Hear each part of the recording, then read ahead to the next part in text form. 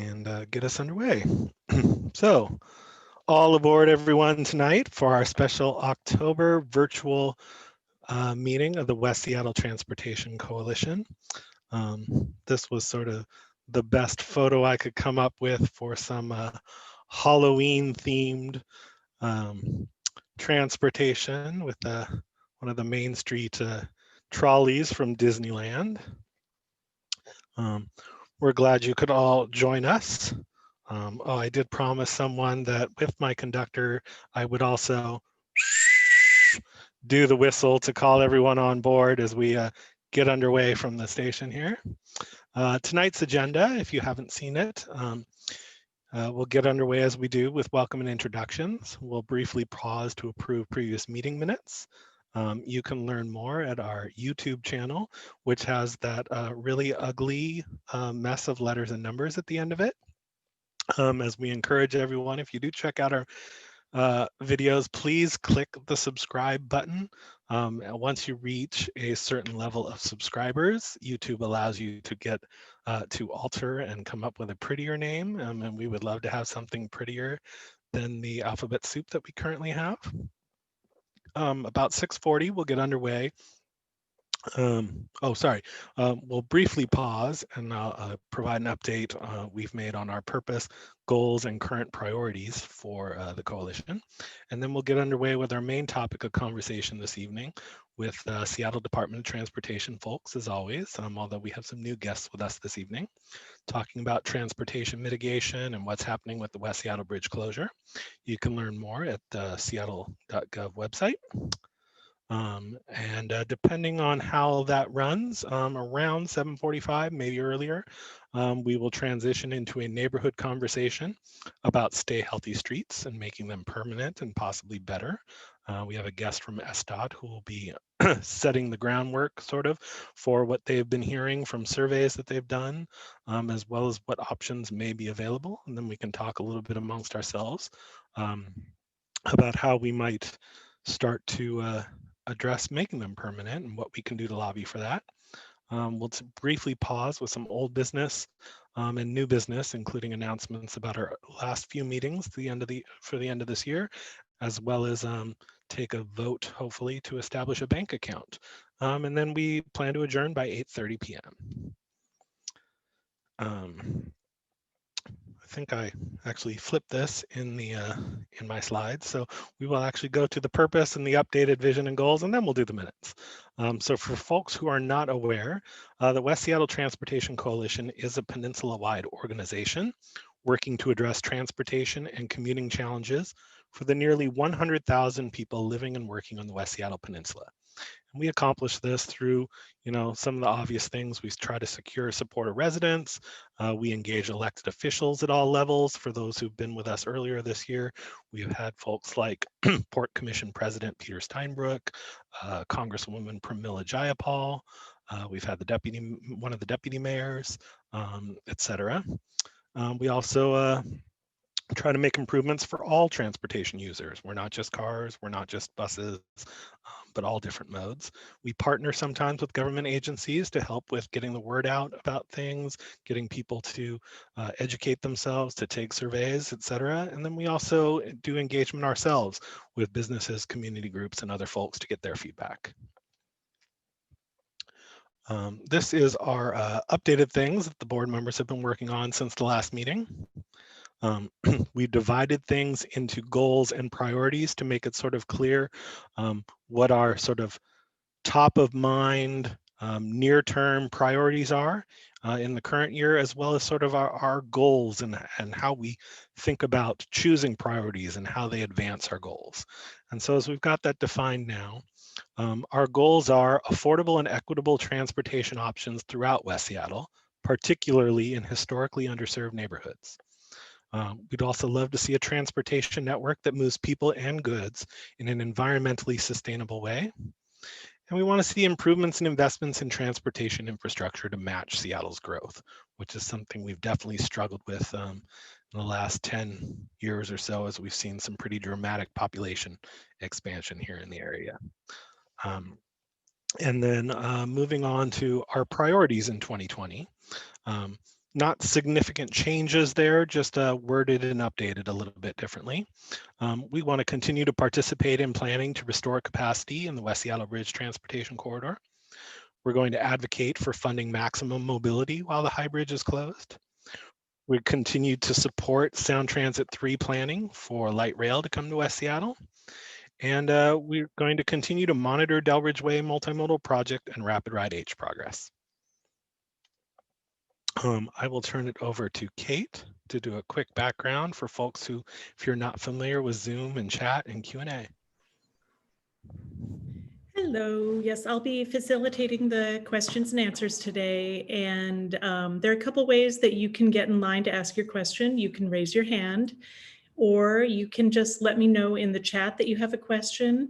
Or if you want, you can type your question in the chat window and I can read it for you.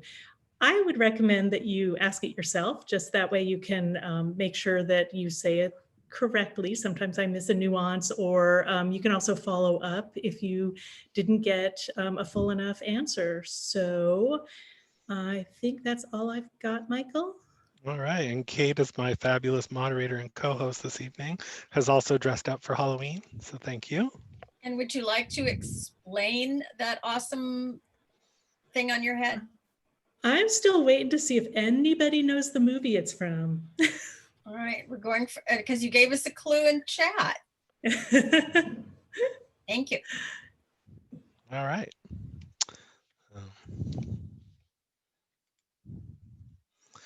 And so we will transition into introductions.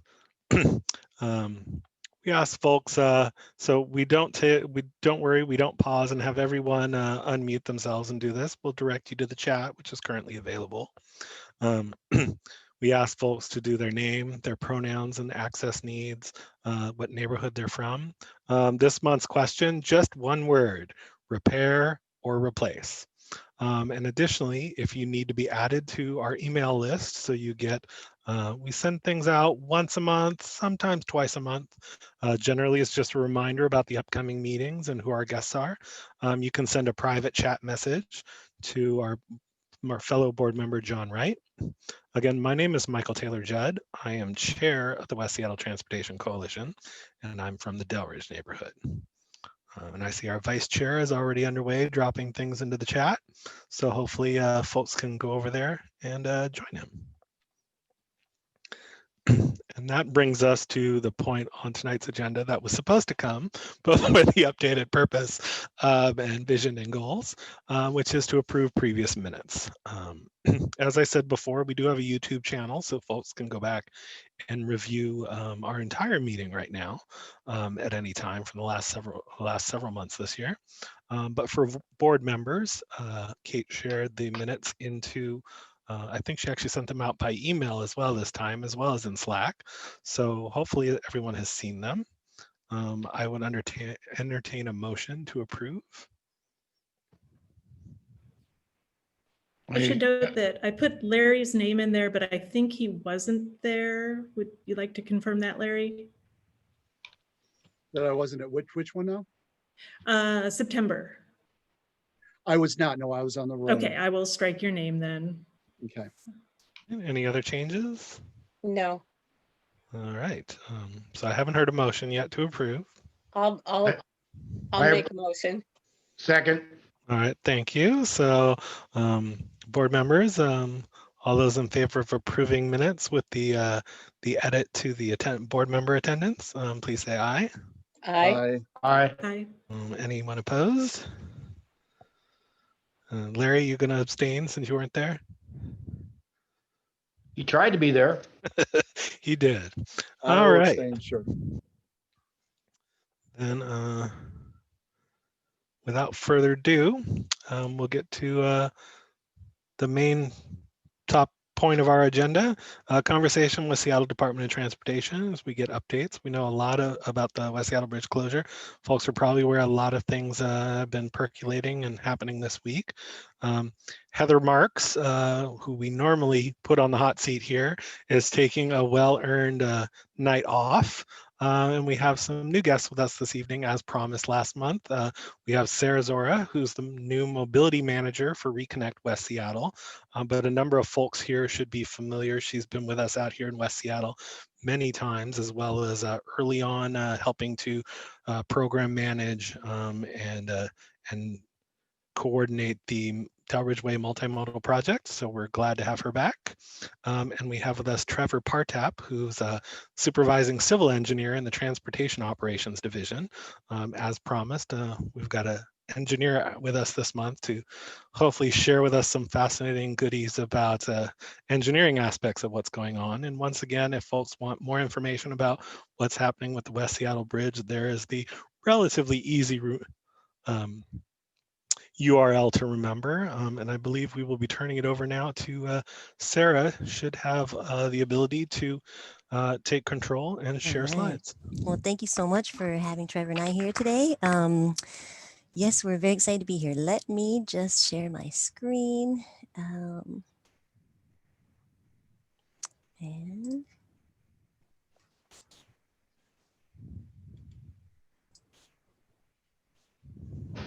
okay, I'm assuming you can see my screen. Yay. Ta-da! Okay, worked. So again, my name is Sarah Zora. I'm the Reconnect West Seattle Mobility Manager. I have been in this role now for a month and a couple weeks, I'd say. And then Trevor Partap is a counterpart of mine that works at SDOT in the Maintenance Operations Division, and he'll be kind of shifting back over to the Transportation Operations Division.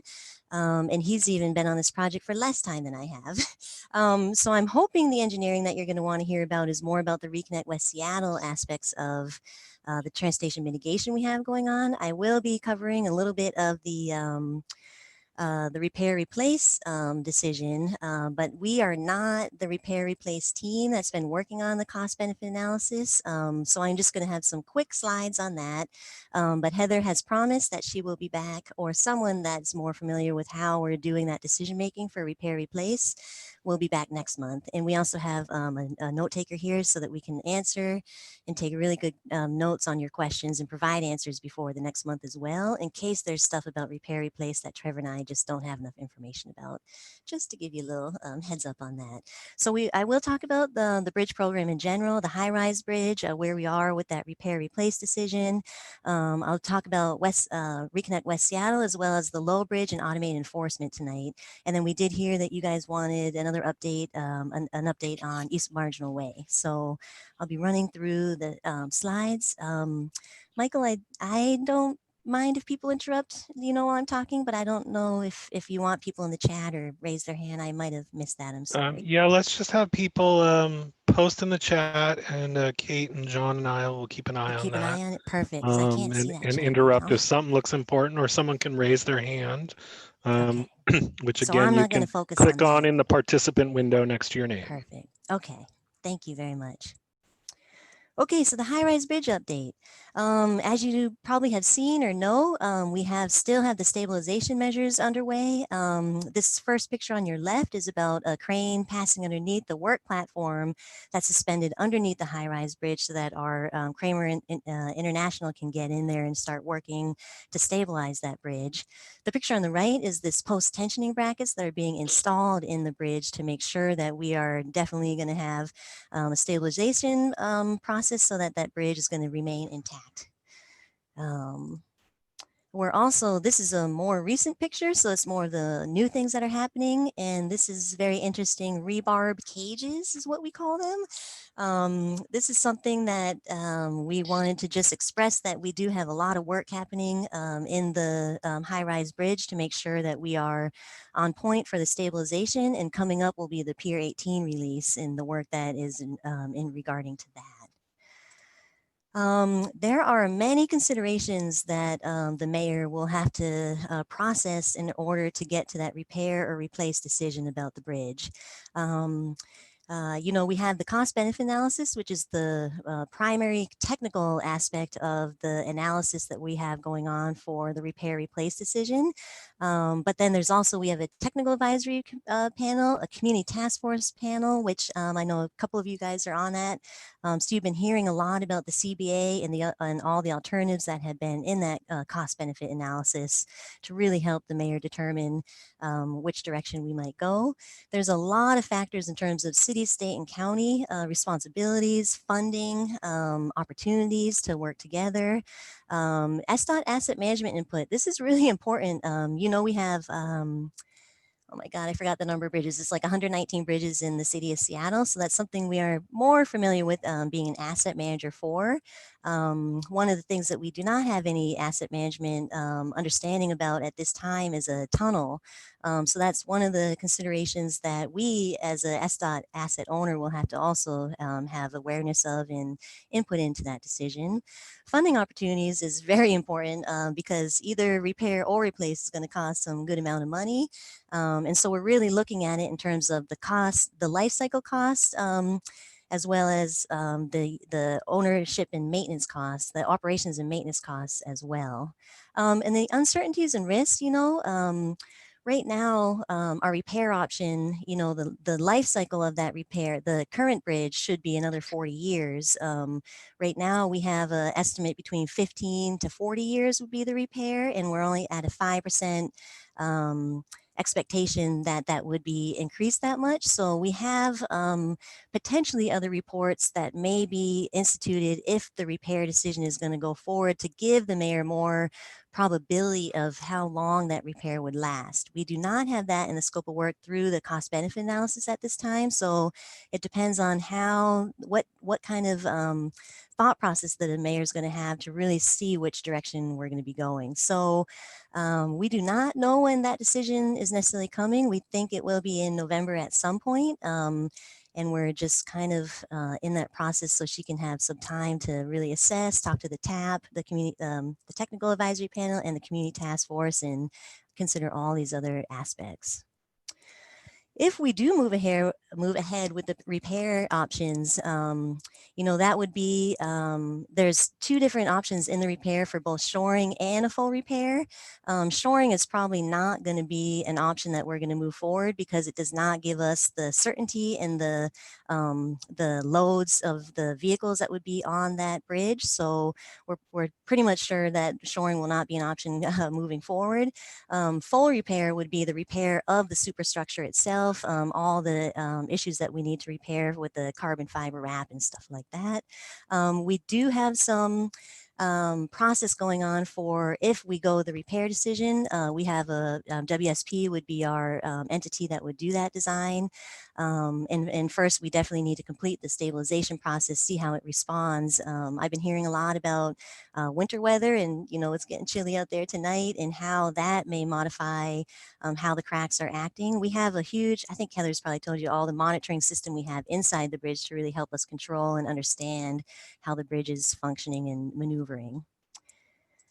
If we go ahead with the replace option, I know HNTB was just at the community task force yesterday. I was trying to remember what day it is. And that was a really a presentation for the first time that people got a glimpse of the potential for a rapid replacement of the superstructure. And that is the design firm that we have hired to focus on the replacement aspect and take us through the type, size, and location analysis that would be needed if the replacement is the decision.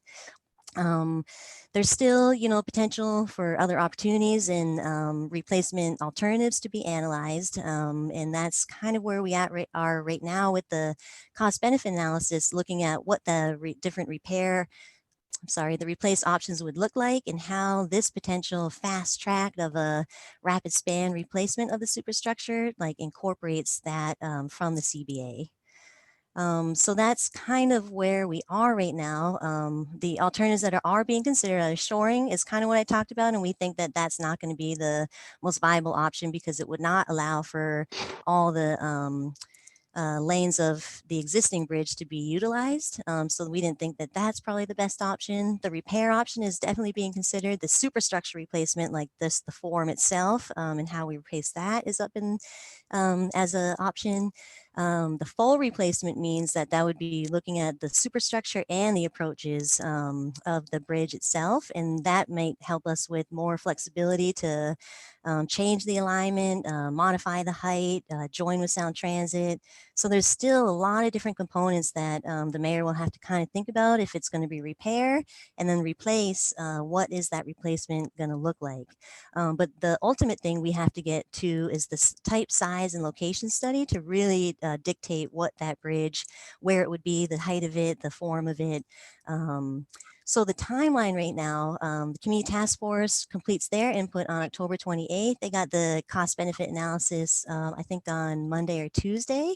And so there's going to be another Community Task Force meeting on Wednesday, October 28th, so that former Mayor Nichols is the co-chair, as well as Paulina from the Duwamish Valley in South Park.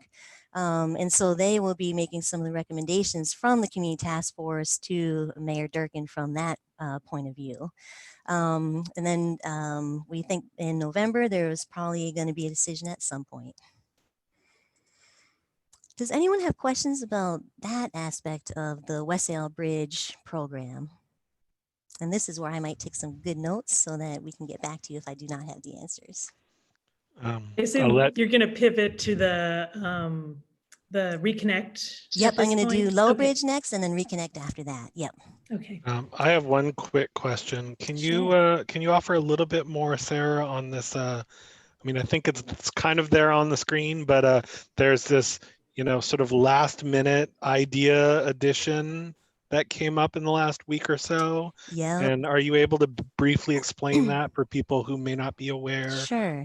Or how that differs from what we were looking at before? Yep. So, and if you want to try to kind of think about it in the aspect of, where was I going in my head with that? The superstructure replacement. So this option 3, which isn't really option 3, but that's how we number it here. In the CBA, it's option 4. So that's why I was a little confused in my head. Sorry about that. So this is, for the CBA, we had to do kind of a, for all the alternatives we had kind of a lower cost and a mid or high range cost of that alternative. We decided to do the lowest cost option for the analysis. So the superstructure replacement means, if you're looking at a bridge and it's just the part that's in the air, not the approaches that connect to the other part of the network. So it'd be basically the structure that's over the Duwamish waterway. And in the CBA, the replacement is more about having a different type of bridge. And then the HNTB aspect, this firm did a rapid span replacement of a bridge in Lake Champlain, which connects Vermont and New York. And they had that bridge demolished and then rebuilt in about 2 or 3 years. And we were quite intrigued by such a timeline for the emergency we have out here in West Seattle. This information came later than the CBA had already started. So the way we're kind of thinking about it is that the rapid span replacement, it would be a steel structure. The proposal is that they could demolish I'm kind of thinking about in the video that they showed, demolish the pieces of the span itself and then fabricate offsite and then barge in the new superstructure that would be raised up to the place of where we have the foundations and the pilings and just be attached there, but a steel structure and a cool looking bridge, and it's a little bit higher in terms of where the bridge meets now for the foundations. So it's a aspect of a project that we definitely have to do a lot more vetting about and making sure that it is something that is feasible. I think we heard at the Community Task Force meeting a lot of skepticism about the quickness that HNTB is kind of leading us to, knowing that they did the same kind of quickness emergency replacement in a different state, I guess 2 states because they connect Vermont and New York. So that's an intriguing option for SDOT at this time, and we have to kind of see how it vets out with the mayor's decision as well. So it's a little interesting because it was not within the CBA, and it's kind of a added on because we have them under contract, and it's part of the scope of work that we have, that we want to see how we can vet that and punch holes in it and see if it is the fast track that might be a really cool option for the decision. Is that helpful, Michael? I'm Yes, thank not you. so technical at all, but Nope, just, making sure everybody's on the same page. yeah. Kate, do we have any questions that should be brought up now? We do have a couple. What is the impact to the light rail system with these various options? Yep, that's a really good question. So far, the shoring and the repair would probably not allow any alignment or combination of a bridge with us and Sound Transit. The superstructure replacement could potentially have some aspects of, I think, a coordination, a full replacement for sure, because we would be looking at the approaches and the span itself. An immersed tube tunnel, there is the potential that a tunnel, a light rail could be in a tunnel as well, and how that translates to the slopes that they need and things like that to get you back out of the tunnel is a little more interesting. SDOT and Sound Transit are meeting, twice a month to really talk and assess how we might be able to merge things or not. And I think part of our reason for needing more time on that is to really see what that decision that the mayor is going to be repair, replace.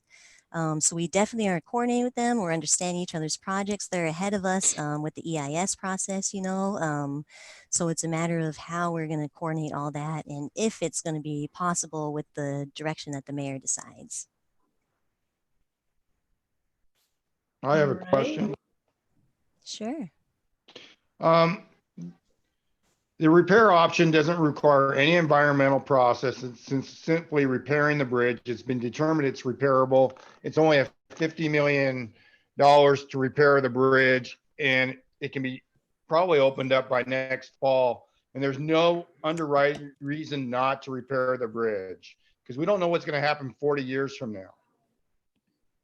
Yeah. I don't understand why we're debating the issue any further.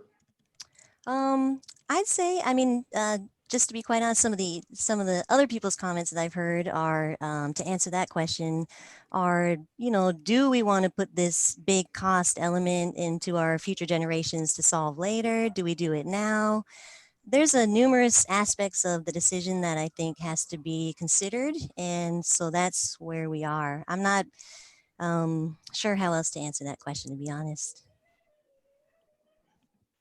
Well, sorry to go on. 40 years from now, I would say that we're going to have vehicles that are going to be pretty much autonomous. So you won't need 6 lanes of traffic. You maybe only need 2 lanes of traffic in each direction, because the traveling distances between cars is going to be a lot shorter. So 40 years from now, what we're going to need is going to be a lot different than what we have right now. What we need right now is the bridge reopened yesterday. Mm-hmm. Okay, thanks for those comments. Next question on the list. Why is SDOT even considering repair when replace provides trustworthy, seismically stable support for the heavy traffic you expect? Yep, that's another similar, I think, question to Mark Jacobs' question about the opposite ideal. Yes. So it's totally, we are hearing definitely different opinions on the direction that SDOT and the mayor should take. And it's part of the whole analysis. The cost benefit is really a crucial part to really get down to some of the numbers, life cycle timeframes, and really have a sense of the risks that are attached to any which way the decision will go. But I hear both aspects for sure.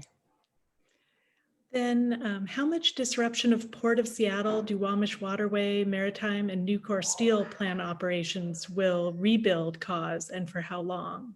Oh yeah, those are some definitely good questions. The intriguing thing about the HNTB potential is that they're saying because we would be potentially keeping the foundations and pilings as is, that they're going to not be impacting the waterway potentially as more as maybe another option would be. As we get into the decision about repair, replace, we'll have more and more about the construction and then the impacts and mitigation that will go with that. Another thing we have to think about is if it is a replace, like how does that work with the demolition of the existing bridge and the low bridge operations. So there's definitely different components of that decision in a couple different aspects that we have to consider. Okay. How long does the TSL study take and how does that affect getting grants? I know there are some that are coming right up in the spring. Mm-hmm. So we do, HNTB has a funding team under their umbrella, and we also have different people working on funding as well.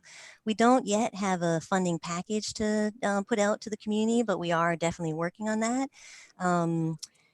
And Kate, what was the first part of that question? Oh, how long does the TSL study take? Oh, how long does TSNL itself? study take? Typically, it takes, you know, a good amount of time. If we were going to something like a full replacement where we might have different alignment, that study would take a very long time because you have to really analyze like what type of bridge would be there, where the alignment would be.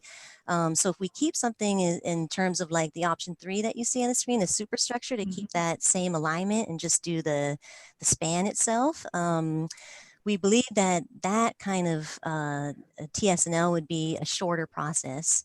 Now, HNTB believes, I'll say in conjunction with their experience on the Lake Champlain Bridge replacement, they were able to get some of the environmental permitting either exempt because they weren't impacting, you know, the waterway or some of the environmental things. So HNTB has some tools in their toolkit, I guess you could say, from past experience about how to potentially reduce the time frame of the TSNL, and along with that goes the permitting that would have to be started as well. So there's a lot more to come on how that all works and the timeline and process depending on how the decision goes. Although you might say long or short and know what it means. Do you have a ballpark? So like probably realistic would be, you know, typically it would take a pretty decent amount of time, like a TSNL, maybe half a year to a year. A TSNL for a superstructure replacement may take less time because we don't have all the different variables to analyze and assess.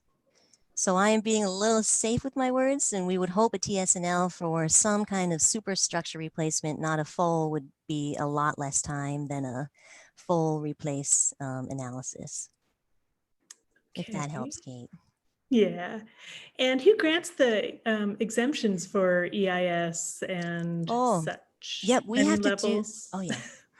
We have to, the first thing we have to do is a Coast Guard, U.S. Coast Guard Navigation Impact Report.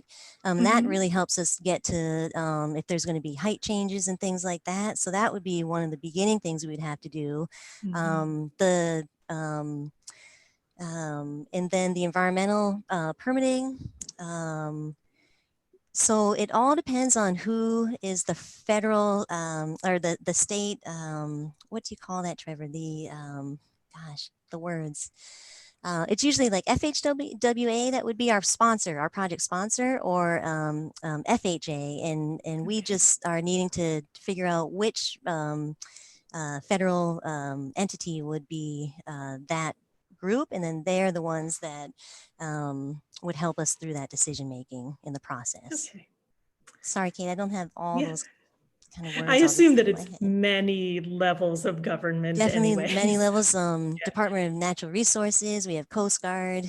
But generally federal, it sounds like. Federal, and we'll have to go state and city as well, you know. And the city, the declaration of emergency that Mayor Durkin put forth, you know, a month or so after the bridge shut down, will potentially help us expedite 3 months. Thanks, Deb.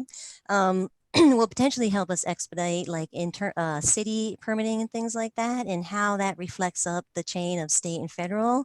I think we're still in the process of trying to understand that a little bit better. Okay. I've got one more question in the chat.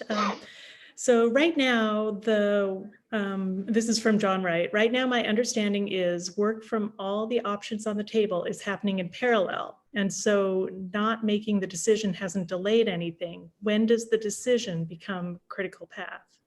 Ooh, that is a question that I'm not too sure about. I think critical path, I mean, Sarah Zora really hopes that we get a decision, in the next month so that we can have certainty about which direction we need to go, and how that time frame works, from the political aspects and the decision making. We kind of have to wait and see. Okay. Okay, that's what I've got for bridge. Okay, and we will get all those questions and better answered in writing as well if I have misspoken at all. So Okay. we will follow up with that. Now I'm going to talk about the Low Bridge. So as you guys know, we have the Lower Spokane Street Swing Bridge. That has become an incredibly important part of our transportation infrastructure, right? Currently, when the bridge shut down, we were saying, okay, the only access that we want to really have through that lower bridge is emergency, transit are two primary, and then freight, because they obviously need to use that bridge to get to their businesses right there. We had heard some pushback about that, so we decided to get into the low bridge placard process so that there could be some smaller variable of numbers of people that are allowed to use that bridge during AM peak hours. And you'll see some of the people that are getting those passes right now. We have some van pools, some West Seattle Chamber, some ILWU, some of the employer shuttles, and then everyone gets to go over that bridge from 9 p.m. to 5 a.m.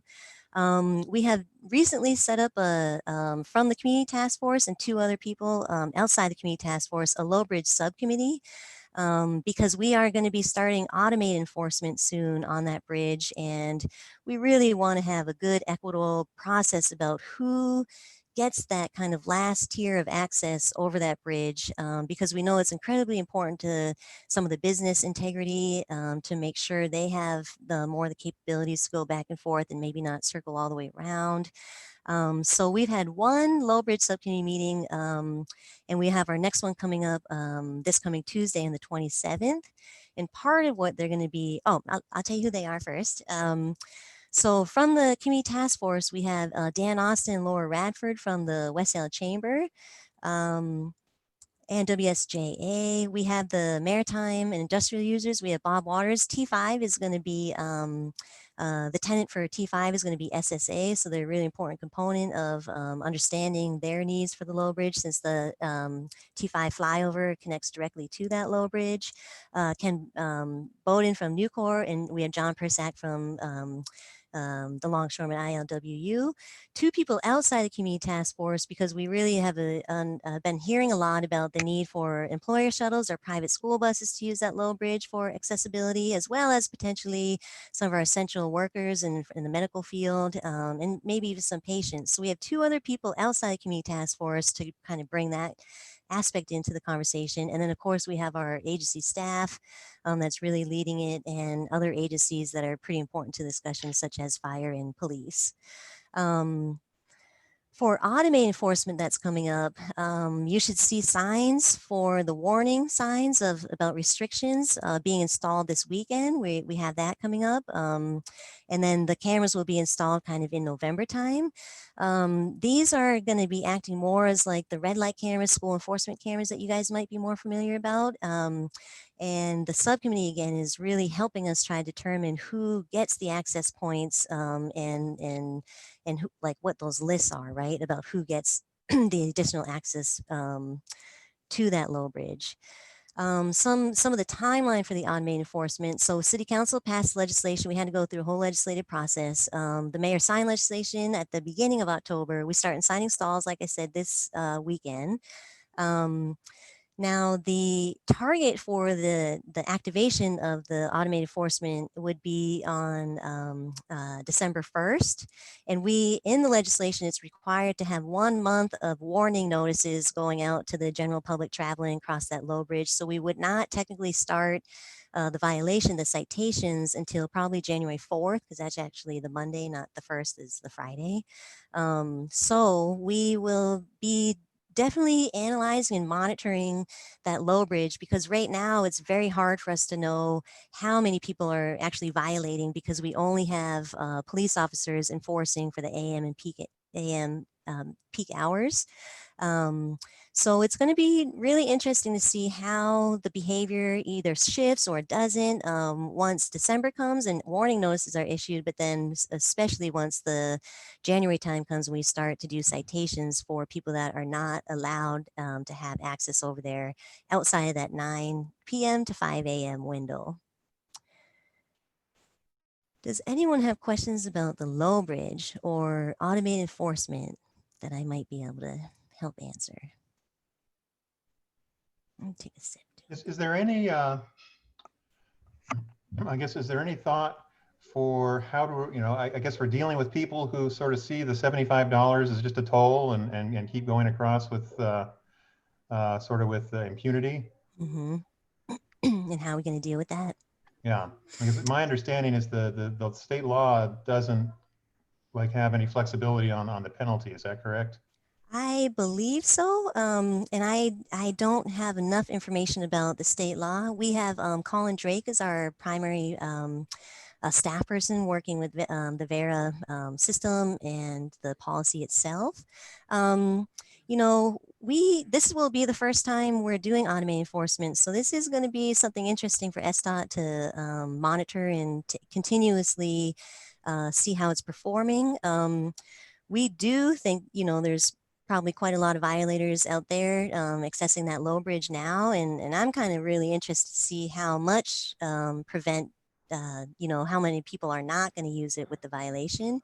We do know from a business perspective, especially when downtown was, more busy and trying to do a lot of the package delivery from UPS, FedEx, a lot of businesses are able to kind of, have that kind of business process citations as part of their business model just because of what they do. So John, I just don't know how to answer that yet. We're going to have to continuously monitor the system and see how many people are, still violating when the citations start. It's something that we're actually pretty interested in to see the trends and the behavior that occurs from that. Okay.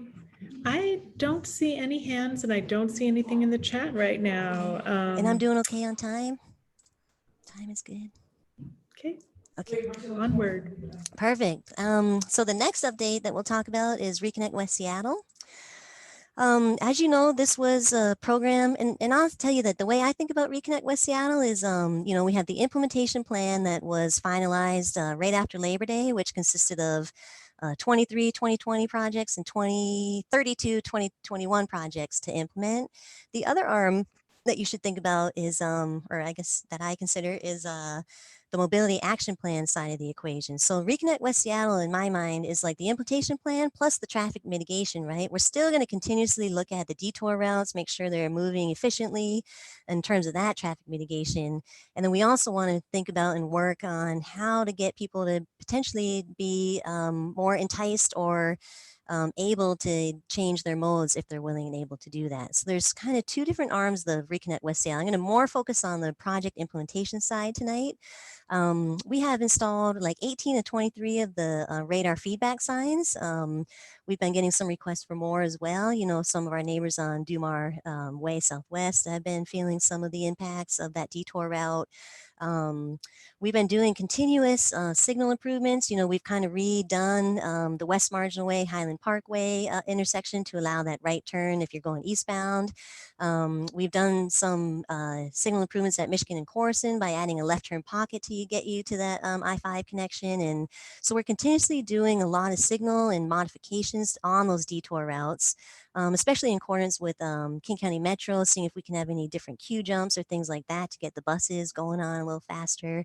We've done some major repaving actually. Trevor has been a huge part of that with the 5-way Chelan intersection, restriping that. We've just completed the first Myers Olson, both directions over there. We've done some panel replacement at 32nd and Barton for concrete panels, trying to make sure part of our detour routes are are maintained and capable for people to travel on those things pretty efficiently.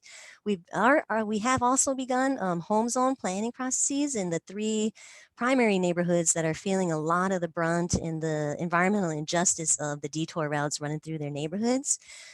Excuse me. South Park, Georgetown, and Highland Park, we heard a lot during our initial outreach process and community ballot process about the increase of cut-through traffic and speeding traffic on residential streets. So cars trying to get off that more congested arterial route and trying to get around to beat the traffic and, get to that next arterial segment. So the walks have been really very interesting in something that's just in a weird COVID way, like has been so nice to get out and walk with people and talk with people instead of, the screen time. So that's been really good. And we've been trying to do it more towards the rush hour so we can get a sense and feel what the neighborhoods are experiencing, and so we will be having some proposals coming back to those neighborhoods about how we can help accommodate and transition and mitigate some of the impacts that they're feeling. And folks who are with us from Highland Park, if you're you not can tuned chime in. into your local neighborhood group, the neighborhood council is going to be having an update later this month, specifically talking about home zones. So either keep an eye out for that or just send us a follow-up email or chat message, and we'll make sure to get you connected with that. Thank you, Michael. That's a good little pitch right there. I kind of talked about this one. This is in regards to, the West Marginal Way, Highland Parkway, Southwest intersection improvements. We're doing interim fixes now, with the restriping, retailization of the intersection by including this right turn pocket. We've done some bus pad realignment and the future in 2021, we have our design teams kind of looking at these, we've been calling them the pork chops, like the concrete panels above ground, to see if there's any more efficiencies that we can bring to this intersection, knowing that it's one of the primary intersection congested areas from the detour and the closure of the bridge. I will say, because this is a pretty good topic at this point, the West Marginal Way project, there are some still community conversations that need to occur about what that roadway will look like, because right now we had proposed a northbound freight only lane, and we're kind of coming back from that proposal and looking at more specific freight mobility improvements along West Marginal Way. And we have a proposal right now for a 2-way protected bike lane on the outer lane, the west lane of the southbound lanes. And I definitely heard quite clearly from the community task force yesterday that, instead of just doing targeted focused outreach along the corridor to the businesses, we will be coming up with a different approach. I wouldn't say different, a secondary approach to make sure we're having a larger community conversation about that project. So I just wanted to make sure that's in there. Originally, we were having the freight and the bike projects be built in 2020 from the implementation plan, and we've kind of switched that to be in 2021 to allow us to have more conversations about what should that street kind of ultimately operate and look like. Here is the list of the completed projects we've done from the 2020 implementation plan. You'll see a bunch of these are the speed radar feedback signs, some of the intersection changes. We refreshed the East Marginal Way. I'm going to get to that one next, actually. We also have so this is 11 of the projects that we've completed.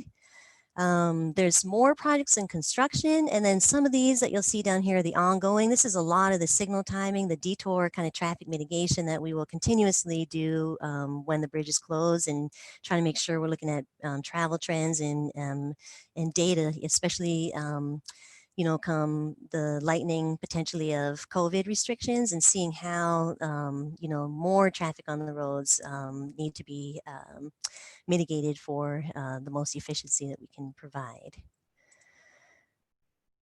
Does anyone have questions about I just gave you a kind of a 2020 project update. You'll notice that we had 23 2020 projects, and we now have them at 22 since we shifted the West Margin Way project to 2021. That was a lot of numbers. I think I said correctly. Well, I will give a shout out to our board member and engineer Mark Jacobs, who was definitely one of the main proponents around the Marginal Way intersection improvements there. And I know drafted up a proposal that he shared early on with SDOT. So how's it looking, Mark? Is it we're excited to see following? that implemented. Okay, good. Oh, Deb, yeah. You're one of the only people I can see, so I'm sorry I can't see other You people's should be hands. able to unmute now, but Deb.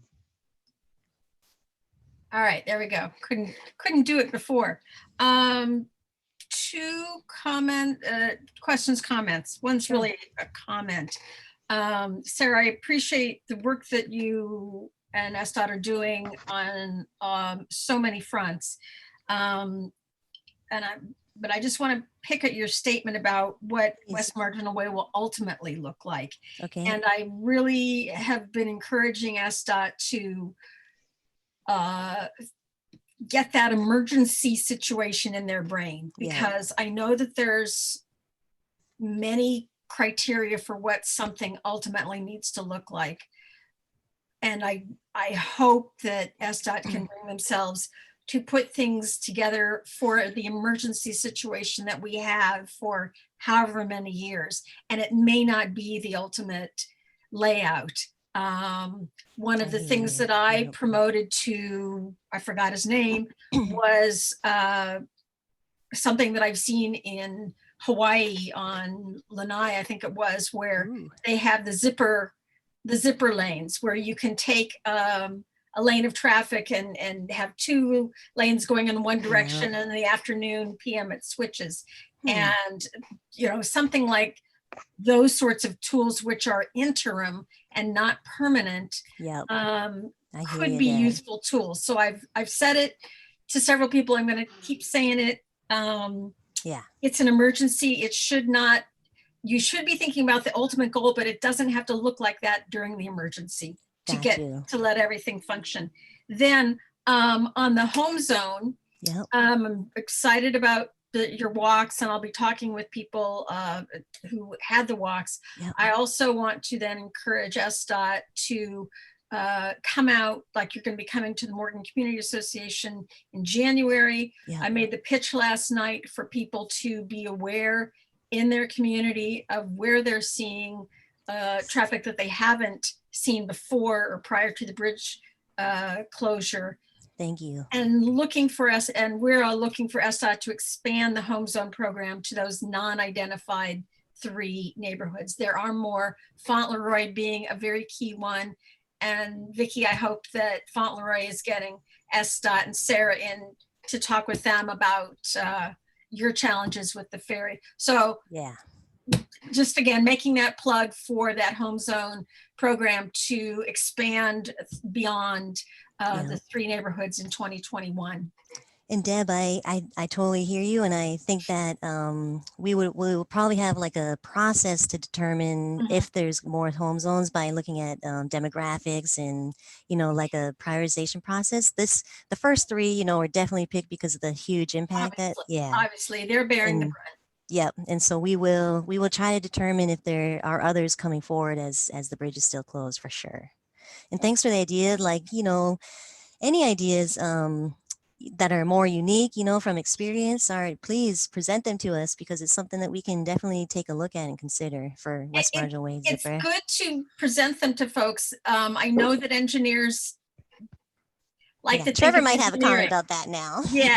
So it's a brain switch. It's really got to be a brain switch to think of an emergency and what can be temporary but work and keep people safe and mitigate the situation on everybody. So thanks. I hear you. Thank you. So on West Marginal Way, I have driven on it once, but I think my husband's gone on it one other time, and both times the heading southbound towards Highland Lane. Park Way, Uh-huh. that turn lane has become a waiting lane. I Now, mean, which it just turn lane are you backs talking, up. Kate? The left-hand turn lane to To eastbound Highland Park? yeah. Yeah, okay. And that gets very backed up. And we were in Okay. off times, not morning peaks. So that Yeah. might be something to look at. Sure, yeah. I'm literally gonna make a note of that. Okay. Any other, if you have other observations, anyone in the crowd about I see Deb.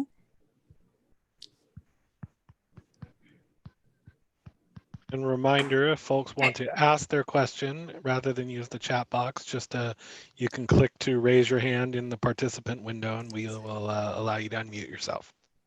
Sarah, westbound Highland Park Way, before you go up the hill, before you get to West Marginal Way. Uh-huh. I know that not all of the concrete is removed to allow the turn or the lane addition, all of that. But I believe that there should be more advanced warning of the new signage, the new lane configuration. Gotcha. I thought it has a good methodology, but it happens much too quick and people can't maneuver into what lane they're going to ultimately need to be in or be out of. Gotcha. We'll take another look at that too, Deb. Yep. Thanks. Thank you, guys. I'd like to reiterate a question I've been trying to get from SDOT. They have no technical basis for lowering the speed limits on these principal arterial streets. It's obscene what's been happening. I came back from Federal Aid the other day, 599 freeway, 60 miles an hour. It used to go 40 miles an hour, then 35 miles an hour, then 30 miles an hour as you go up the hill. It made reasonable, pragmatic sense. Now they dropped it to 25 miles an hour right past the signal. Come on, that's totally irresponsible. And West Marginal Way at 30 miles an hour is totally irresponsible. It has no technical basis. SDOT claims to be technically driven. I've asked for the data and they don't provide it. Why? Other than they don't have it. Mark, we sent a good email with the decision, the decision memo, the data. That's not technical data. Okay, well, I'll take another look at it. Thanks for your comment. Memo. Okay. Thank you. Okay, I think onward. Onward, East Marginal Way. I'll raise sorry, one Michael. quick thing there, Sarah.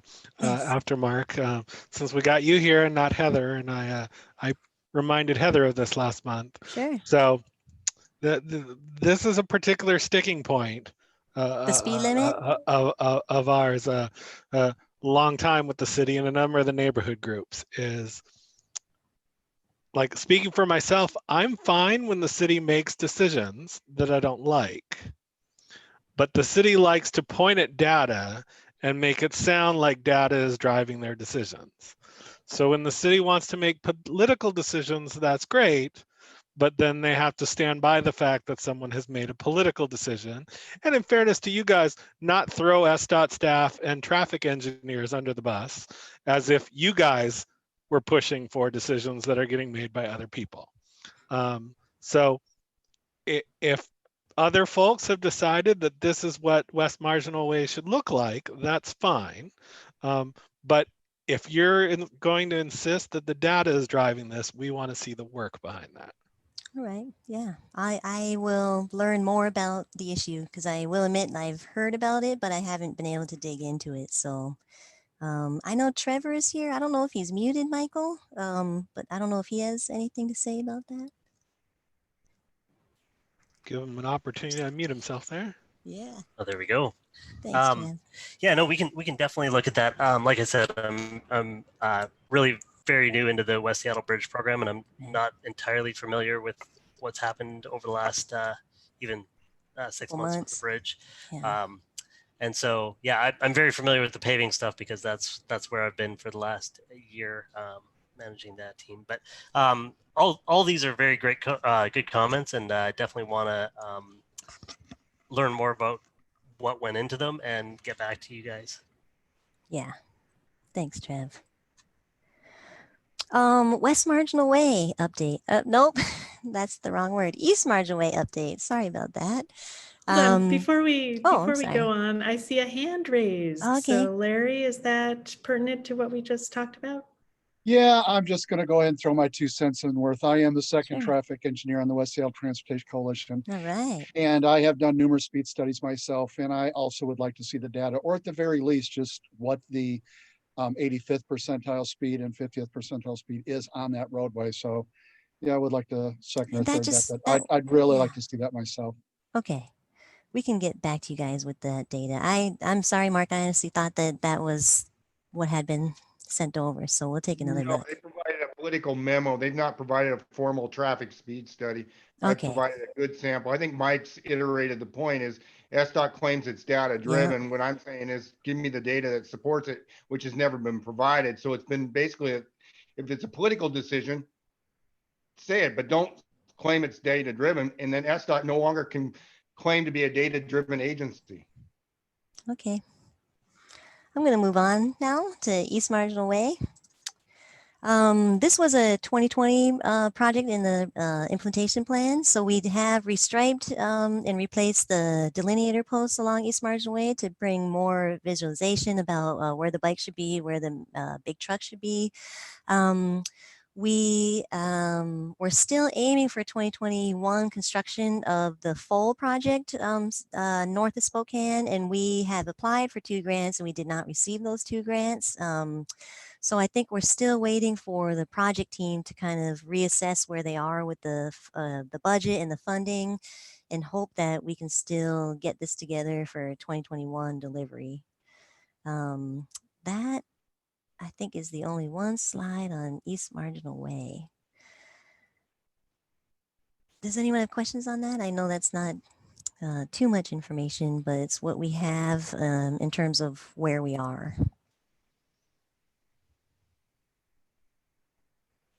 Or any questions or discussions in general? I think you've provided us a lot of updates. We're Yeah. looking to see if anybody raises their hands.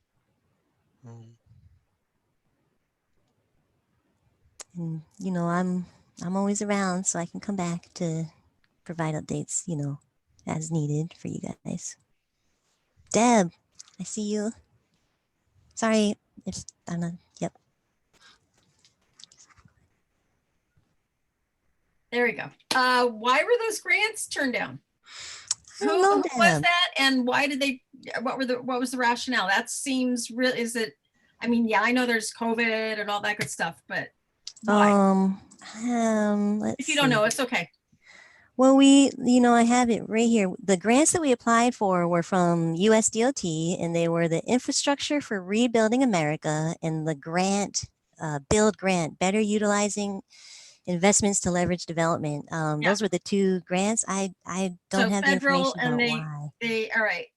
Because it might be good to check with Representative Jayapal's office and find out more. Yeah. Yeah. I can have Megan Hoyt is still the PM on that project, and so I can message that to her. I'm sure that they're scrambling because I know you guys are trying to look at so many different pots, but to hear that not 1 but 2 got shot down is not great. So yeah. Thanks. Yeah. I can try to get more information about that, Deb, for sure. Cool. I'm just not too familiar. Understand.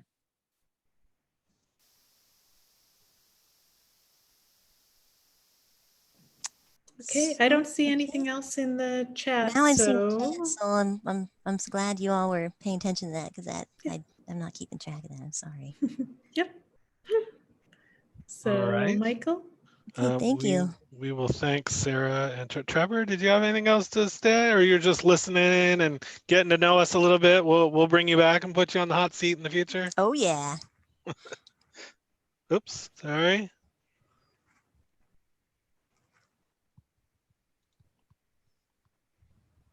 Michael, did you ask? Now you can My- talk. Oh, there we now. go. All right. Yeah, no, thanks. I'm looking forward to jumping into the West Seattle Bridge project. It's an important corridor. When I first started with the city, I was a geographic rep representing West Seattle. I recognize some of the names on here, like Tony Fragata and a couple others. but yeah, no, these are all great points that you guys are making, and I look forward to catching up on the how we got to where we are and being able to share that with you guys, and also looking at moving forward, and constantly looking at the network and try to make changes to sort of ease the traffic flow, make things flow smoother. So yeah, that's what I look forward to, and thank you guys for having Sarah and I, and we'll probably see you guys again in the not too distant future. All right. Well, thank you very much. And as we Thanks. promised at the start, we do still have an additional guest from SDOT who will Yeah, I'm staying for summer. bring on in just a moment.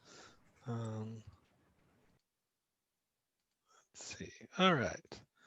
Hopefully folks can see slides again. Before we get on to that, my ad for this meeting. If you're not aware, the Seattle Bicycle Advisory Board is seeking new members. Are you passionate about making it safe and easy for people of all ages and abilities to get around Seattle? Well, then the Seattle Bicycle Advisory Board is seeking 2 new members to serve 2-year terms, starting this fall through August 2022. Members volunteer about 8 to 10 hours per month. To apply, you can email a completed application to bikeboard@seattle.gov. And that's due by October 30th, so that's coming up pretty quickly. You can also direct questions to the staff members at bikeboard@seattle.gov. And if you want more information about the advisory board in general, you can go to seattle.gov/Seattle-bicycle-advisory-board. And with that, we will move on to the next part of our agenda. We're going to have a conversation about Stay Healthy Streets. We have Summer Jawson from SDOT who will be joining us and who will be sharing some slides in just a moment. I know we have some neighborhood supporters from around West Seattle who are interested in learning about how to possibly what the next steps are around this, and possibly how we can lobby to make those permanent. And so with that, I will stop sharing my screen and let Summer get her slides queued up. Hey, thanks for having me. I'm not super familiar with Zoom, so give me just a second. I can't see any of you. All right, we can see the slides. We can see the slides. And I sympathize. I spend all day as a city employee in the non-Zoom environment and then come out into the community and everybody's Zoom. So there they are, thumbnail view. Awesome, now I can see you guys. All right. Thanks for having me here today. I am Summer Jawson. I use she, her pronouns. And I'm really excited to talk to you guys about Stay Healthy Streets. I've been around the Department of Transportation for a while, working on neighborhood greenways as the program manager for a couple of neighborhood greenways that have gone in West Seattle and are still continuing construction. So I saw on the agenda that you guys wanted to have a community conversation about Stay Healthy Streets. So I'm happy to share these slides. I've got a couple of them hidden, so if you want more data, I can unhide things. If it's too deep in the weeds, you just let me know and we'll speed through things. So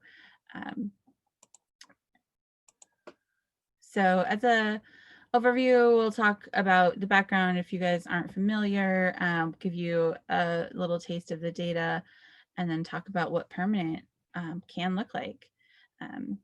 Anybody gone out to see the new bees on the West Seattle 34th Ave Stay Healthy Street? It's a part of the partnership between the Parks Department and rebuilding the High Point play area there. And we had a really fun event at the ribbon cutting for the playground, and the community selected that bee design. So super cute to see it going over there. So Stay Healthy Streets started as a COVID-19 emergency response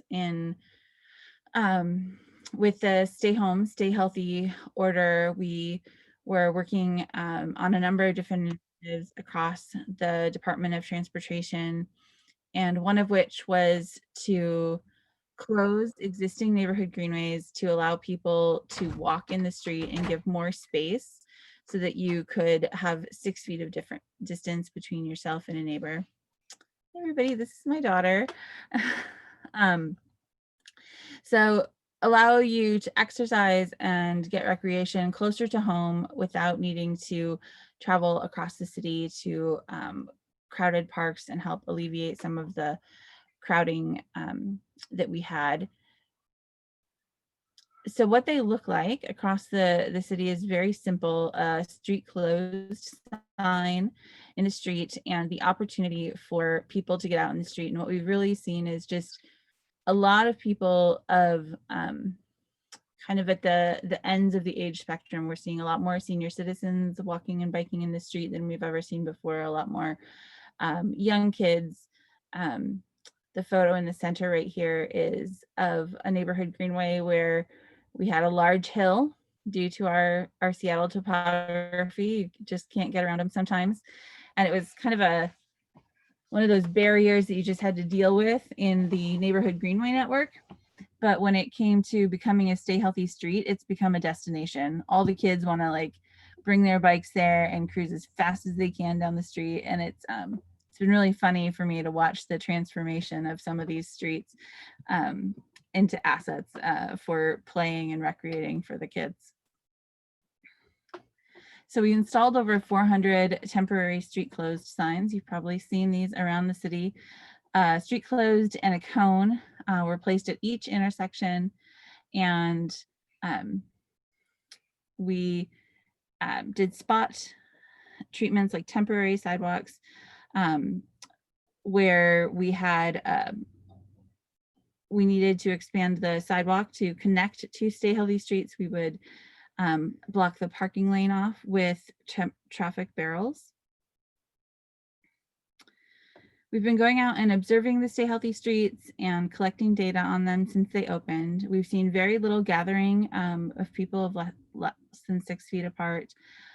We see kids in all the locations, low speed and low volume use by cars, just like we would hope that people are still able to access their homes and their businesses, but they're not cutting through on the streets. We do get some confusion about what's okay, confusion about, can my delivery come through? Hey, sweetie. Yeah.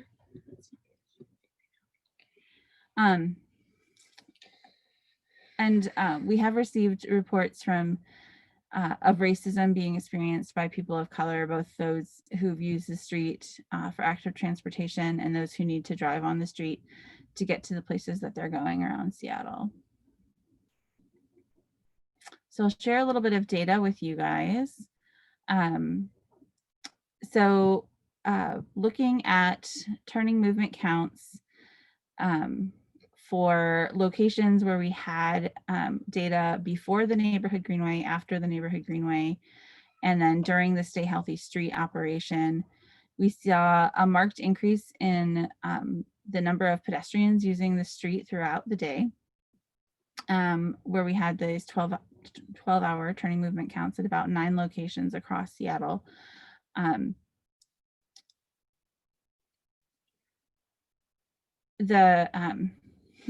Sorry, it's a little distracting doing this with a kid on my lap. Thanks to everybody for being gracious with me. For our turning movement counts for bicycles, we saw increases again throughout the day. What I wanted to say on the left side, and I'll say here, the locations where we saw the counts go down were primarily next to school zones. So where we had these large surges of children before the Stay Healthy Street was implemented, going to and from school every day, we didn't have that draw coming. And so we did see some numbers go down right next to schools, but that was mostly in pedestrians. We saw those typically increase with bike traffic. So we did an online survey out to the whole city, and we had over 9,000 responses, which is a lot for an active transportation survey. And We mapped that based on where people self-reported their zip codes to be, and we found that we were getting the highest responses from people who lived in areas where there were existing Stay Healthy streets. People are using them for leisure, exercise. The most common word I saw in the other category was errands, which is awesome. And the priority in which ones should become permanent was really installing those in areas where people have little access to existing public open space, but strong support overall for all the different ideas we had on what could prioritize them. So in that survey, we opened up the question of what should be a Stay Healthy street, and we included the entire neighborhood greenway network as it will look at the end of what was the 2020 bicycle master plan implementation plan. Now, some of those projects have gotten slowed down. The one you'll see on there, number 14, is the construction's just getting underway. The completion of that West Seattle Greenway from High Point to the junction. But it was included in this because it was in our 2020 implementation plan. It'll get finished up next year.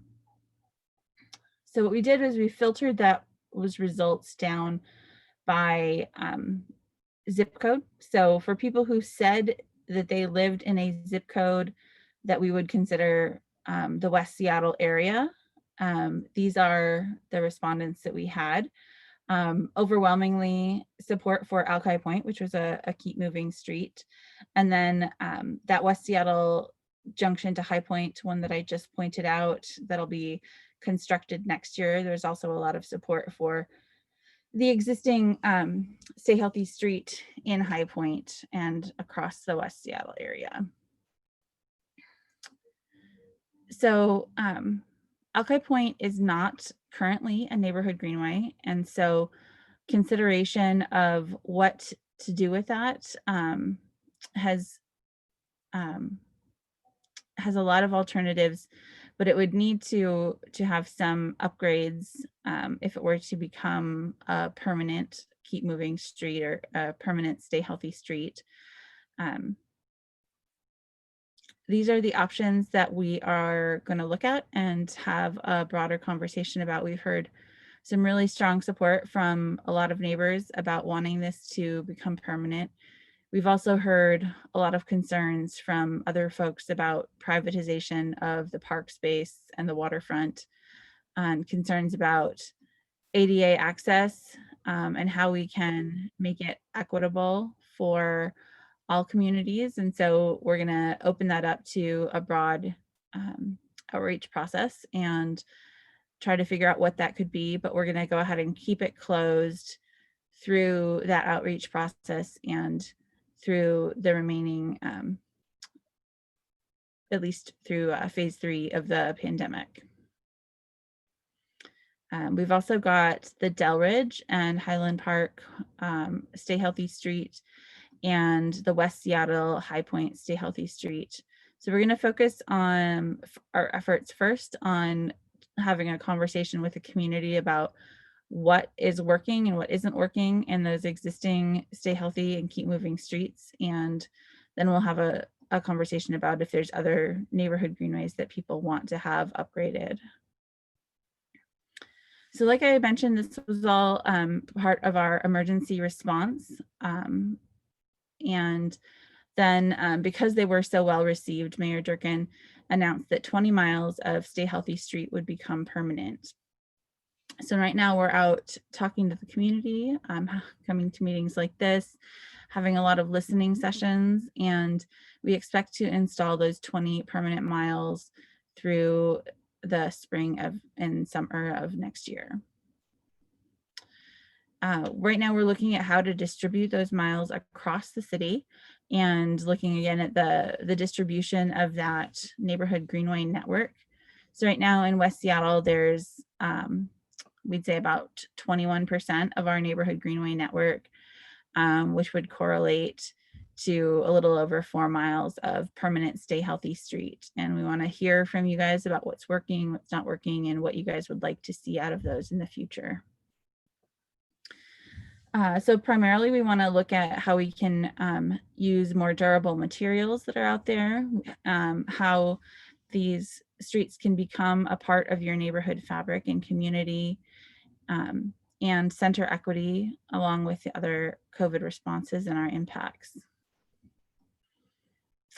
We really want to hear from the community about what these streets could be in the future, what they could look like, and how you want to envision them in use, not just for the next year, but as a community asset and part of your neighborhood for the long term going forward. We want to use more durable materials, and just a couple examples of what some of the colorful ones have looked like in Toronto and Portland.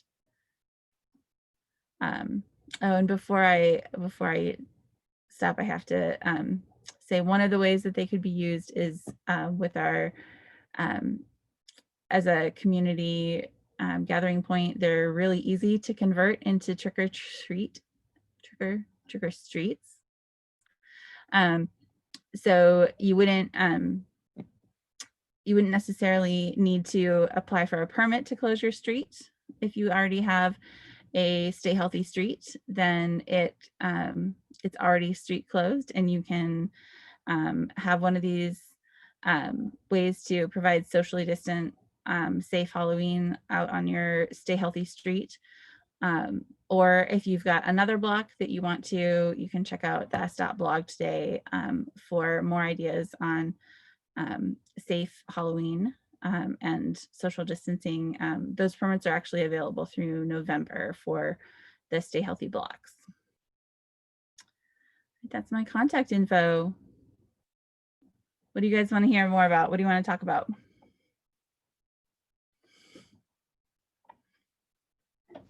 All right, everyone, I got distracted there for a moment trying to grab a link for y'all.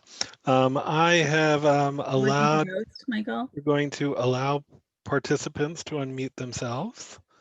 And so if you'd like to ask a question or drop something into the chat, I know we have, I recognize our names there. We've got folks from Alki and High Point and I think Highland Park. So if you'd like to share perspectives on how that's working in your neighborhood, or ways you might think that would be improved. I see Kathy raising her hand right there. You should be able to unmute yourself, Kathy. Okay, yeah, Summer, you know, we have the Greenway on 17th and Delridge area, and it's been a bike route, and there's a staircase in the middle of it. I heard a rumor that they were going to move it to 18th. Is that true? Can you confirm that? The Greenway? I think I'm still unmuted, right? Mm-hmm. Okay. So that was part of the Delridge Rapid Ride project. They wanted to have a complimentary bike facility. So they did improve 18th, and I believe installed, I haven't been out to see it because of the COVID stay at home restrictions, but the there should be two parallel routes right now with like a sign that says, if you want to go by the staircase, go this way. If you want to not go by the staircase, go the other way. So they're both staying open and they're going to be parallel. And because we heard, you know, a lot of people, pedestrians who are using the Greenway, and school kids really liked using the staircase. So we're keeping them both. Okay. So Michael, should I just go ahead and zip through what's already in the chat? And then I saw Tony, you raised your hand, but I'm going to go through the questions that came through first in the chat. Sounds like a plan. Okay. Are motorized scooters permitted on Stay Healthy streets? Yes. Okay. What do people mean when they, you're talking about like, if they're permitted elsewhere, they're permitted on Stay Healthy streets. I'll say that. Well, this is Deb, and at MoCA last night we had a presentation from Spin Scooter, and they're trying to get into Seattle. They're already in White Center, and so they know about the no parks restrictions. But they did talk about the Stay Healthy Streets, and I just wanted clarification that motorized scooters, whether personal or rented, are allowed on these Electric special bicycles streets are that allowed. are being set up. If they're so electric bicycles are allowed.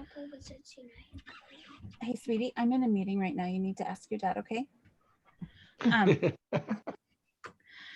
Good job. Sorry, scooters. I have not stayed in. I have not followed the scooter share issues.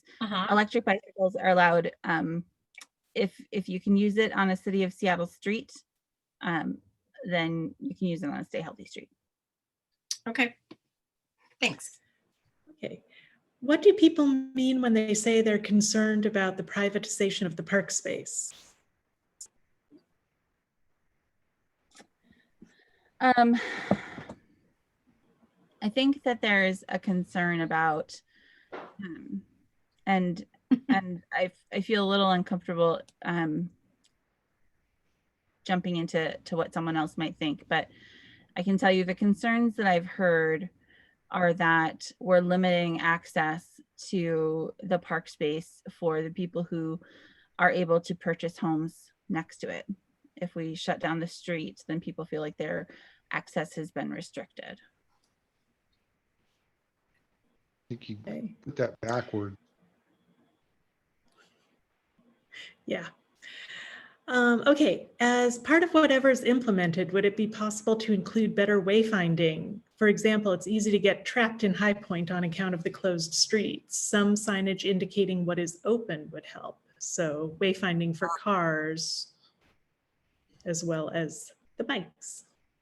That's a really good point. And I've certainly heard that at some of the places where you kind of come to the end of a street and you run into a Stay Healthy street. So I think that that's definitely the kind of thing we want to see what we can mitigate before we make something permanent. Okay. What is the cost for making successful implementation permanent? What are the steps? So we're working to get a lot of those numbers right now. And the steps are really going to be taking the time over the next few months to listen to community and hear what's working and what the priorities are for the community who's living and using it closest to it. Because when we do a citywide survey, we might hear that somebody's biggest priority is connecting to a trail network or a protected bike lane, where we might come to a different neighborhood and they say, well, we really just want to use it as our place for our neighborhood to do our, we have a lot of people with mobility constraints, a lot of young kids. We want just these 3 blocks open and we don't care whether it connects to something on either end. So we really want to hear from very locally the people who are going to use the street the most often and live closest to it. So it's going to remain part of the bike network as part of a neighborhood greenway network. But we want to hear about what works for the neighborhood for the Stay Healthy street. Okay, and is SDOT open to new suggestions, and who is the contact? So I'm the contact person for the Stay Healthy Streets program, and we're working right now to onboard a number of people who are going to be taking each of these projects individually. So we've got an outreach coordinator who's working in West Seattle with all of the other outreach people and efforts that you guys have going on.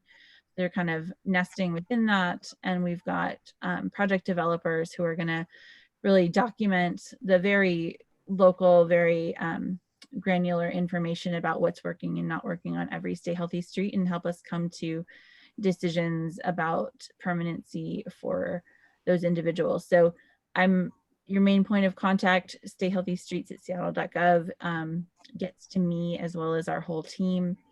And within, I would say, the next week or two, there will be a listserv sign up on our website where you can sign up to be on the Highland Park listserv, or just on the High Point listserv if you only want to hear about that project going forward, or you can sign up for all of them.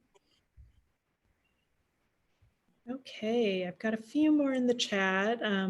Long term, could the Park Street in Belltown be a model for where these could go?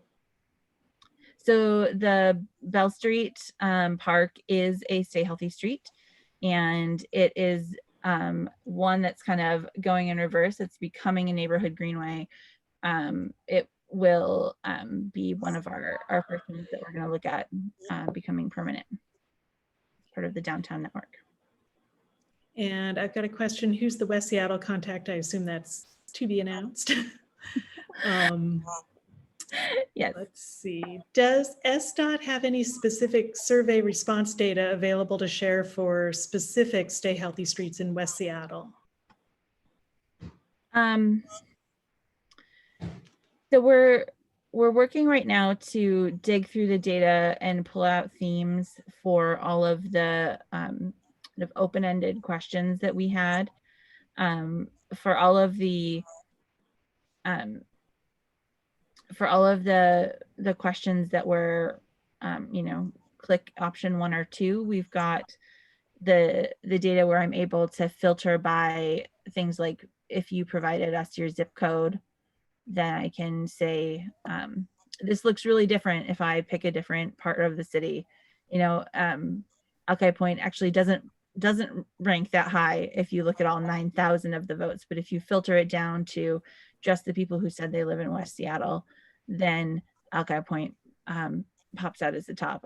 Lake Washington Boulevard pops out from the 9,000 votes. And it's very much like the people in Northeast Seattle voted for ones in Northeast Seattle, the people for ones in Northwest Seattle, which is great. It means that people really like using them and want the ones nearby them to remain permanent. Well, it's only because West Seattle, we can't get off the island. So of course we're only going to want like ours, right? Sorry. But it's true for every neighborhood.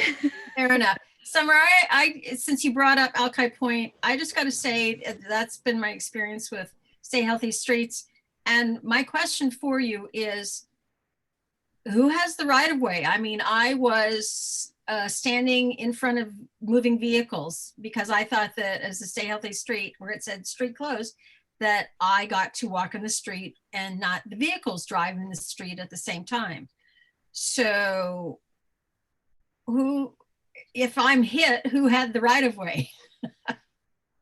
So that is one of the reasons that Seattle is using street closed instead of local access only, or some of the other things that Oakland or Portland are using on their slow streets or other pandemic responses, because in Washington, the normal street operation is you as a pedestrian have to get out of the way.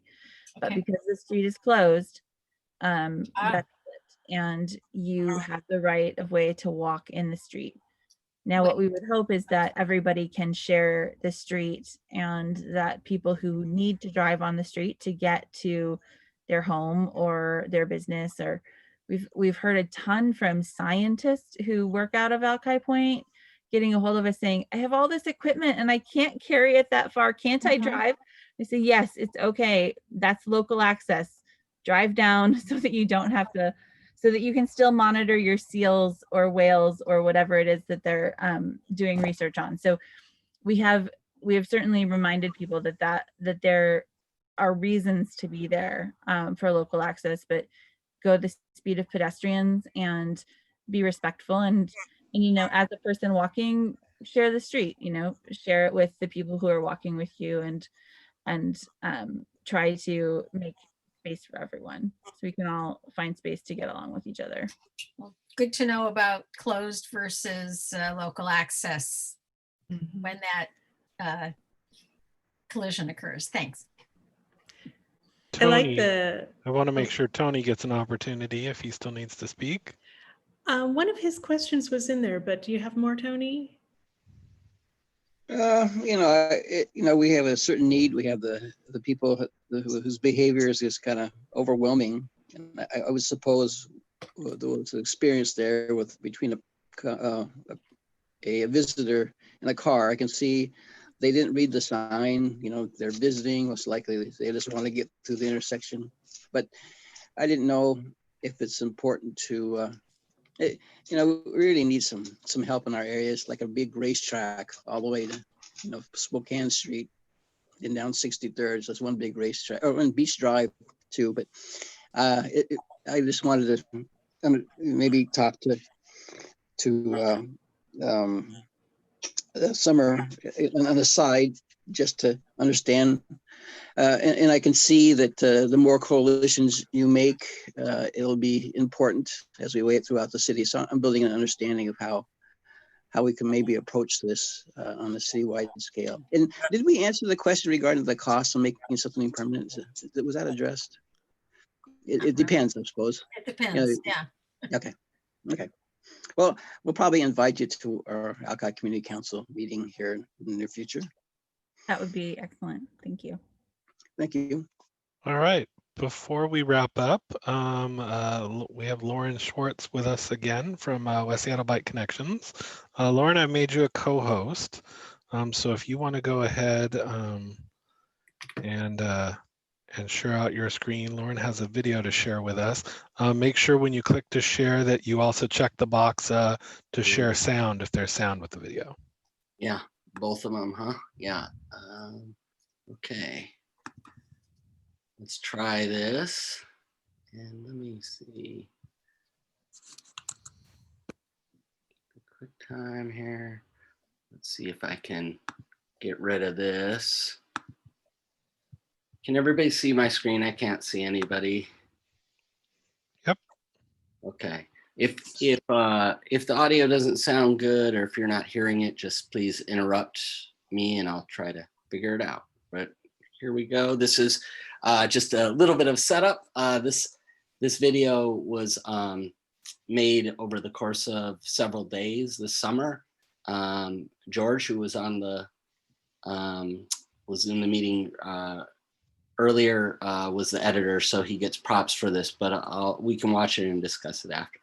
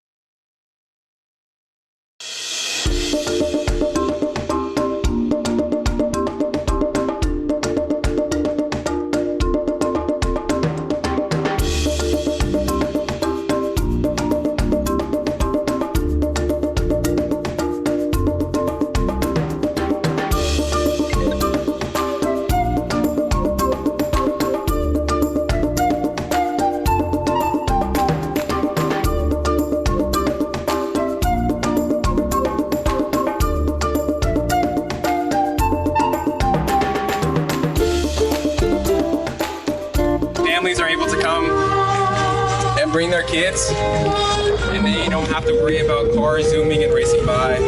I know personally from living in West Seattle, there's a lot of race cars that come down on this strip that like to rev their engines, and with the street closed, that's all gone. Oh, I absolutely love it. It's far, far safer and better for myself and my family. I used to come down here on my own and bicycle, and I wouldn't bring my family down here. But now I bring my whole entire family down here. We all bicycle because the streets are much safer to do so. They're clear now. Before, there was cars on both sides. There was cars trying to get through. It was really dangerous. So I really, really like and appreciate this. Now my family gets to come down here and enjoy it as much as I do. So yeah, I really like it, and I hope that it stays the way it is. And we come down here all the time because these guys can ride their scooters down here. We do strollers. He learned to walk down on this street, which was pretty cool. All because the cars weren't here, and it's just been phenomenal. My daughter and I have been beach naturalists. That's my husband, and this is a place for people to gather and enjoy the scenery, and I think cars have no business here. We come down here a lot to walk on this little stretch right here, and it's been really great since the road's been closed, because it feels like it's a real place where you can walk. There's not people tailgating on the street, which there usually are. It doesn't smell like weed all the time, which it usually does. It feels much more open and inviting. People are saying hello to each other. There's so little open waterfront in Seattle for the public, and it would just be amazing to have this stay this way. I love this street because if you can see, there's a lot of people here. Get to walk by. I get to walk my dog peacefully, no problems. Just things of that nature. Yeah, I enjoy the sun when it's low tide like this. So yeah, I really enjoy this area a lot. Prior to it being closed, I would have to fight the sidewalk over here. There'd be people congregated. You couldn't go into the street because there was cars going both directions and cars parked. It was chaos. So now I love coming down here because I can go the whole span. I can be in the middle of the road or on the sidewalk or wherever I'm comfortable with. So I love that it's now open to pedestrians, and I'd love it to stay that way. I come out to West Seattle pretty often, and I like how the beach is safer. There's no reason at all you have to drive through here to get from A to B. And it is just a super unique area along the coastline, and to enjoy it to its maximum, it should be enjoyed just on foot or on a bike. I'm feeling really safe right now on this street, and it's really great. The youth are out here. They got their chalks. They got their political messages. I got, little baby here I'm walking with, and, feeling good. I like it here. It's actually pretty peaceful, and, a lot of people using the street for fitness and stuff. It's nice having like a dedicated space where we get to just like be as people, as opposed to trying to fight with traffic or overcrowded neighborhoods or other businesses. Like that real community feel is really important. There's bumper to bumper traffic every street, and you come up here, you try and find a place to park and relax and walk around, get out of the city. And this was the same thing as walking downtown, and it's nice now to get away from that. Not having the traffic that's why we come up here now. So this is a great opportunity to not only walk my dog, but cycle and run without the congestion that vehicles typically provide. And it's my opinion that this street should very much stay that way. Absolutely, without a doubt. Do not change this. Make it permanent. Make it permanent. Make it permanent. Make it permanent. Make it permanent. Make it permanent. Make it permanent. Make it permanent. Make it permanent. Make it permanent. Make it permanent, please.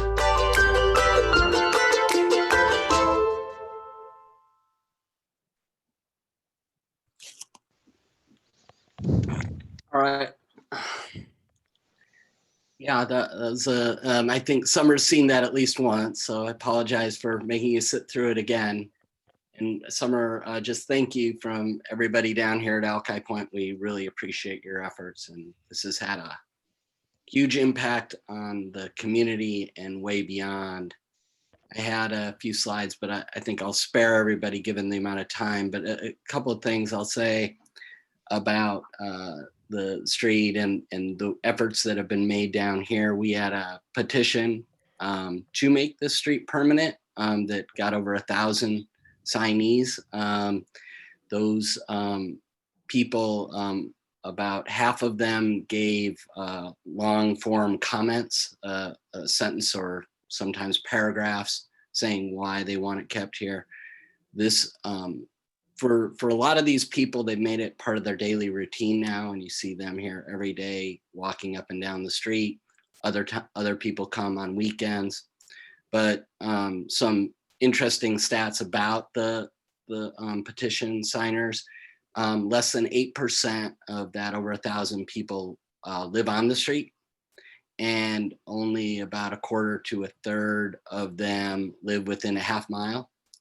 The remainder live in West Seattle and beyond. Actually, about the same amount of people, 20% live not on the street, but within a half mile, as live outside of West Seattle. And that's based on 85% of them giving their real addresses, which, these are real people giving full names, addresses, emails, comments. This is not an online message board.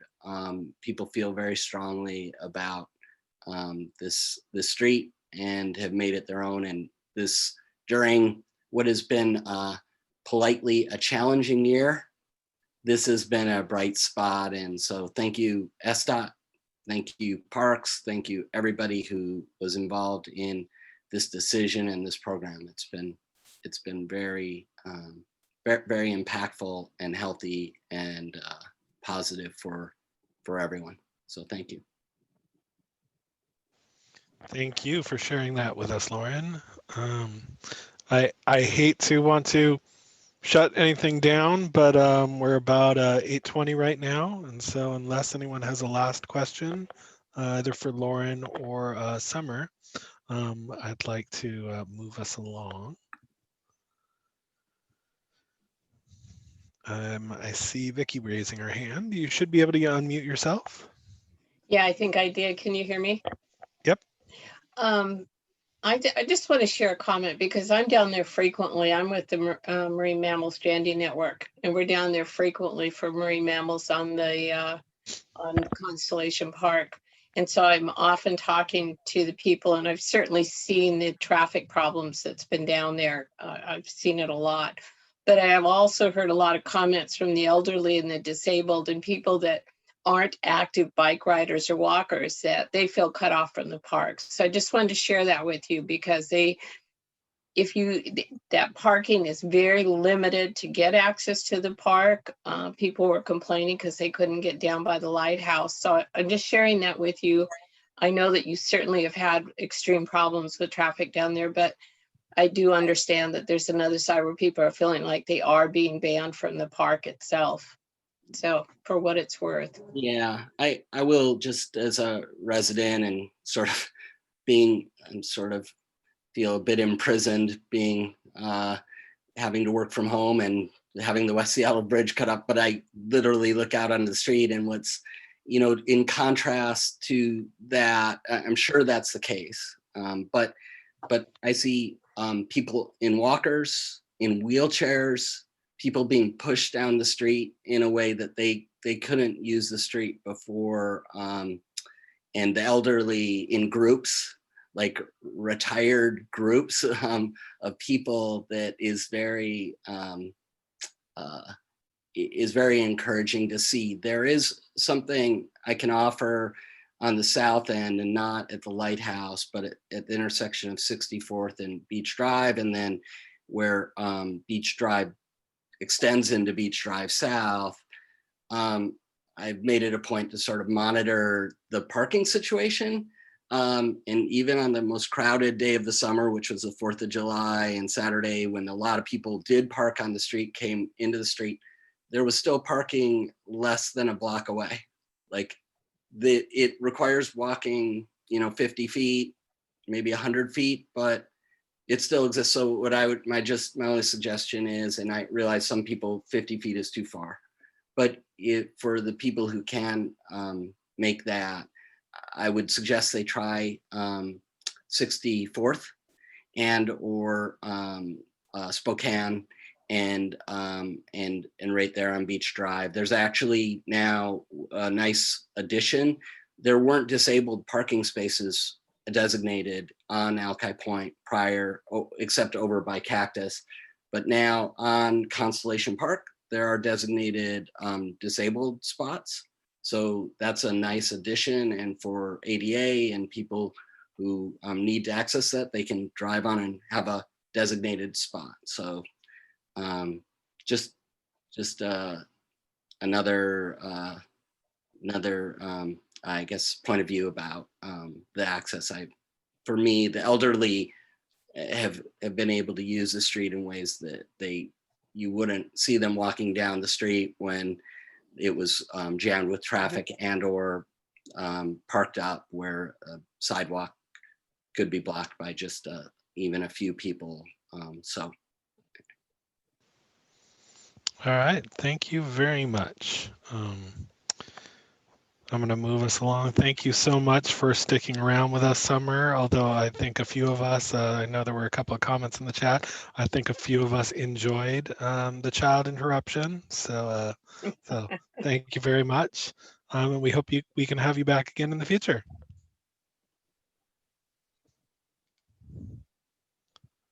Thanks so much for having me. All right, I am going to bring us back out here. So hopefully we can wrap up very quickly and not go too much past 8:30. Before folks run off, I want to call a special attention. So because of November, the Thanksgiving holiday literally falls on our regular meeting date. So we have already discussed as a board, we will be moving our meeting up to November 19th, which is the third Thursday of the month. So do be aware of that. We already have guests from the Port of Seattle booked for that meeting. We're working on a couple others possibly.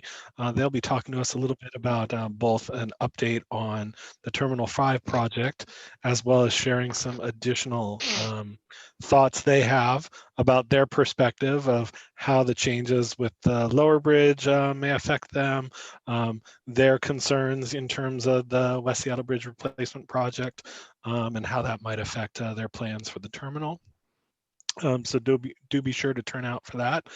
We will start at 6:30 p.m. as usual.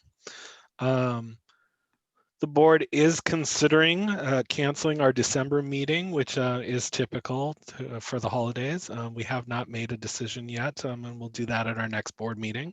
But just to put that out there, that we may not be meeting again in December. So if you have issues that you want to bring to our attention, make sure to either be at the November meeting at its special time or plan ahead for January.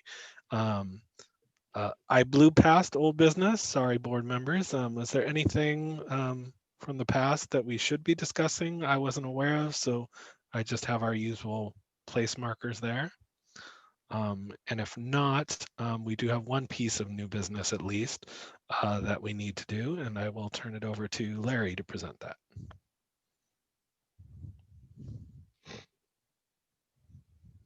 Okay, yeah, essentially. So I've made arrangements with Umpqua Bank to go ahead and get an account going with us. Pretty much simply from this meeting, we need somebody to make a motion to go ahead and open that bank account, and we will need to establish who is going to be on the account as signatories besides myself. I move we open an account at Umpqua Bank. I'll second that. All right. We may need to expand that motion a little bit, I believe. I'm happy as chair to serve as a signer on the bank account. So that's the second person. That's fine. Do we need more than two, Larry, or? Just at least one other person for obvious reasons. I think one of the things from reading the stuff you sent, Larry, it's like we don't want too many because they said anytime we change, everybody's got to show up. Right. Yep. That has been, I found that to be extremely obnoxious in the past. Yeah. Yeah. All Speaking right. from experience. So the two of you are fine. So John, I believe from email that I saw from Larry earlier, if you'll expand your motion, it needs to include establishing the account, naming Larry and I as signers, and authorizing Larry to move forward with opening the account. I would like to amend my motion to be, I move we direct Larry to open up a bank account at Umpqua Bank with Michael and, well, I guess we'd say with the chair and the treasurer as signatories, which in this case would be Michael and Larry. Marty, were you wanting to be on that as well? I see you just pop in there. I can if it's totally up to you. If it doesn't complicate things. It complicates things. Keep it at 2 people. Okay. Okay. So the final thing we'll need is we'll need our secretary to sign those minutes. Okay. And if there's $1 million in the account, I want to be a signature too. I need to second. I need to second the amended motion, which I will do. Second the amended motion. Okay. All right. All those in favor, please say aye. Aye. Any opposed? Any abstentions? Okay. All right. I believe that passed you, Larry. unanimously for the board. Thank you Thank very you, much. Larry. Is there any additional new business or anything that guests would like to share? Otherwise, we'll be able to wrap up on time. Just a quickie. I was All right. I was making Quick, dinner Marty. early and listening to the meeting. Have we settled on our legislative priorities so I can tell our graphic designer to finalize the information sheet? Yes. Okay. I will share. Actually, if you want to hang out after we end, I'll show you the slide. Is there any other new business? All right. Hearing none. Not seeing. There is one thing though. Yeah. Oh yeah. Oh, the yeah. shoe. We need to find out about the shoe. The movie is Brazil.